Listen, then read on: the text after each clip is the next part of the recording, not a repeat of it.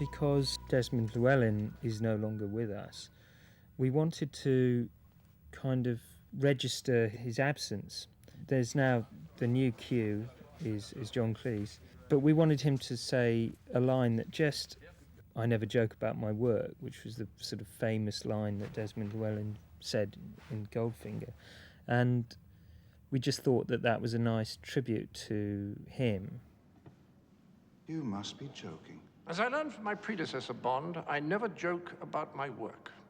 Well, it seemed a little strange that Desmond wasn't here, because having played his assistant and having had the most wonderful conversations with him, because he was not just a lovely guy, he told wonderful stories. There's so many people here who I've met over the years who work with Father, and they all have lovely memories of him, which is tremendous. Well, I think the spirit of Desmond is in every Bond movie and will always be there. Desmond Llewellyn created this character of Q so many years ago. He was always one of the highlights of every Bond film. Well, it was quite interesting because my father, of course, wasn't really sort of successful until the last few Bonds. I mean, he was there, but it was always just a part that came bit by bit. So though we grew up with it, it didn't become the sort of huge, phenomenal world until quite late on. But it was always tremendous fun.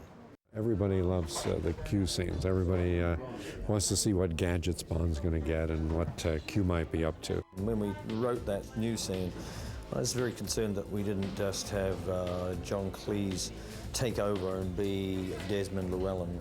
When he appeared in the last movie, he was almost like an assistant. I thought it was definitely time to kind of move him forward. So we decided to make him Q, not R. We needed to give him a costume, an attitude, a character all of his own. You might mention it in 007, but a perfect marksman isn't really supposed to shoot his own boss. It was an opportunity to sort of play a scene between Bond and the new Q that explained to people in a subtle way what Q stands for, which is quartermasters. Give me the old firing range any day, quartermaster. And so hopefully that scene sort of marks the passing of Desmond, shows Bond not wanting to call him Q at the beginning, and then awarding him the kind of endearment of Q. Just took a few seconds, Q. Wish I could make you vanish. Basically, he has not to like Bond, or else the scenes aren't any fun. So, this is where they keep the old relics then, eh? Well, have you know, this is where our most cutting-edge technology is developed. Q's attitude is, don't damage the gadgets. And if it means you're going to get killed, well, preferably don't damage the gadgets anyway, you know. And that's what it's all about. And he sees Bond as this playboy who is irresponsible and not acting his age. And that's what it's always going to be about. Ultra-high frequency, single-digit sonic agitator.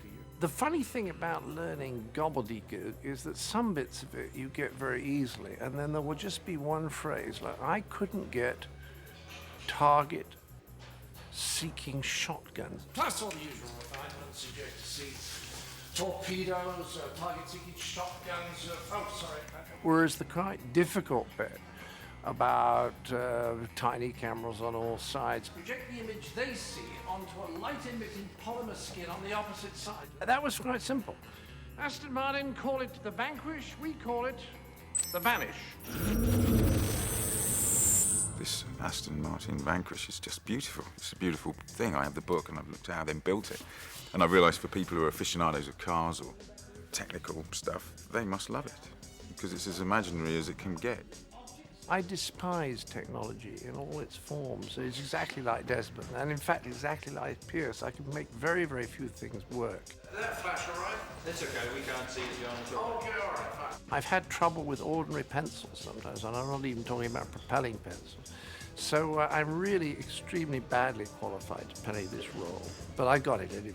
I wanted to, for it being the 20th Bond movie and the 40th anniversary and all that, I wanted to bring back all the old gadgets from the old movies, so we hustled up as many as we could find. Alligators from here, and we've got the briefcase and Rosa Klebb shoe, and we've got the jetpack from Thunderball. We've got dragged them all out. The aficionados might spot them all. We thought we'd give a pathos and a touch of history. Given that there's no other films that have been going this long, it would be a bit miserable not to sort of have some fun with that legacy. Now, new watch, this will be your 20th, I believe. How time flies.